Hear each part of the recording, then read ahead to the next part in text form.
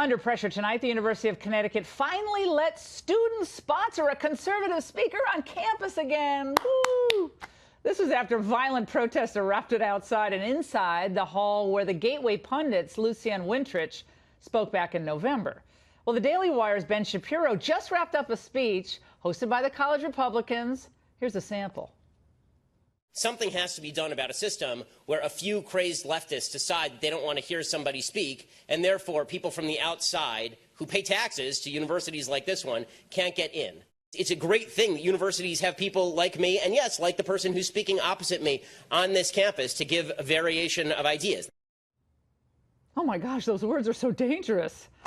I mean, the university actually offered, I kid you not, counseling to students who might be upset even at the mention or the thought of Shapiro's appearance. He looks like an unsuspecting guy to me. Well, let's ask the man himself, appearing on The Angle exclusively in a new segment we're calling Back to School. It's kind of a Rodney Dangerfield thing.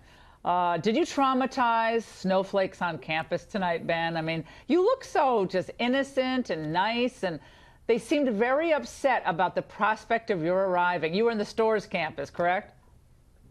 Yeah, that's right. I mean, it was very intimidating. I mean, beneath this innocuous exterior lies the heart of a monster. And I just went in and started tearing people apart. I jumped into the audience. I know I ripped at least one guy's throat out. But in actuality, none of those things happened, of course. And this is what's so funny. I mean, this is the last campus where they've had to bring out dozens of security members, dozens of cops. The stadies were on call, apparently, all because of what happened when Lucienne came to speak. And that's not rare. I mean, when I was at Berkeley, they had to bring hundreds of police officers. When I was at Northwestern, they banned the public from coming. When I was at University of Wisconsin, the front of the stage was taken over. And when I was at Cal State LA, a near riot broke out. So it varies based on campus. Tonight, thank God, was actually relatively calm. I think a lot of that had to do with the fact that the university really did its job in getting a lot of security out there. Part of it had to do with the fact it was cold. These are fair weather protesters. They're not going to show up when it's 30 degrees outside. But part of it too, I think, is that the number of people who were allowed in was limited. I mean, if you were from an outside group, you weren't allowed to come, even though there were all these security officers available. Now, was it packed out, Ben? Was it a full auditorium, or? Yeah, I mean, they could have given us bigger space. There are about 500 seats. All of them were full. Yeah. But they did prevent people who wanted to come in from the outside coming in. I was told by the college Republicans there are another 600 to 700 people who wanted to come in and who were turned away because if you're just a tax-paying member of the public and you wanted to come, they wouldn't allow you without a student ID. You sound like Donald Trump. I had 700 people outside and they couldn't get in. I'm just teasing you. He draws slightly bigger crowds than I do. There were 10,000 people outside. No, Ben, we have a clip. We have a clip of a student who actually wanted to get in tonight. Let's watch. They basically said that even if there's open seats and also unclaimed wristbands, they're still not going to let us into the actual event. Did they tell you why? Nope. They said they're not the people to talk to, that there's nobody that will come in and talk to us, and even if there is somebody inside there that could help us or could kind of sort this out, they're not going to come out and talk to us. What do you make of that? They don't want us to go to this event. Why? Because Ben Shapiro. Now, I couldn't tell from that clip or by the look of the guy whether he was like a friend or a foe. I was guessing foe, but then at the end I said friend. I couldn't really tell. It was like this, Ben. But apparently they were like, poor people want to come in. Like, no, you can't go. This is at some point, like two of my brothers went to UConn, so I know the Storrs campus. It was a long time ago, but I know it quite well. And it can't be that scary for them just to hear a conservative speak. It can't possibly be.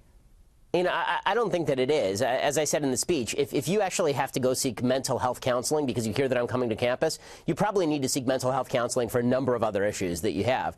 But again, it's the security that I think is the new way that censorship is taking place. So as I've said, there are a bunch of campuses now where the administration says, yeah, we're happy to have a conservative speak, but we're not going to allow people to come and actually hear this. That's what happened at Berkeley. They had a 1,500-seat theater. They ruled out the top half of the theater, and then they prevented people who came same day from actually attending. It's not restricted to me. This is happening to a bunch of conservative speakers around the country, all in the name of safety. But Anita Hill spoke at UConn last week, and it was completely open to the public. So all you need to have is a few leftists who are nasty and make threats, and then presumably the entire public is barred from coming in the name of safety, of course. So it's like Obamacare. You have access to care in theory, but you don't really have care. You're there, but you can't really hear you. I just have to read, Ben, because this is, I was like crying laughing. The diversity officer at UConn, Joelle Murchison, in her letter that just went out before your speech, that we understand even the thought of an individual coming to campus with the views that Mr. Shapiro expresses can be concerning and even hurtful. Please utilize the many campus resources available if you should want to talk through your feelings about this issue, including my office, the Cultural Center's Dean of Students. I actually want to go pay her a visit and say, I've had a tough day today, and I really need some, just a hug. I mean, you just need a hug. Well, Ben, I'm glad you look good, though. You look like you had fun no more tonight. Useless.